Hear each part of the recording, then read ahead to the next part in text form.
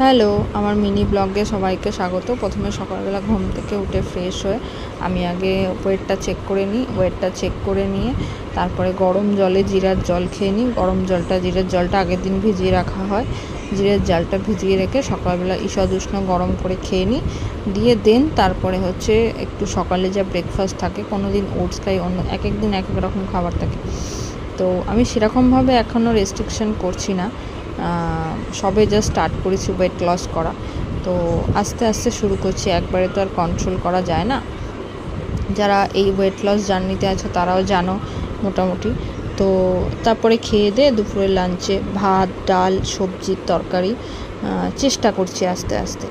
তো যদি ভিডিওটা ভালো লেগে থাকে, ভিডিওটা অবশ্যই লাইক, শেয়ার, সাবস্ক্রাইব করে দিও আর আমার পাশে থেকো।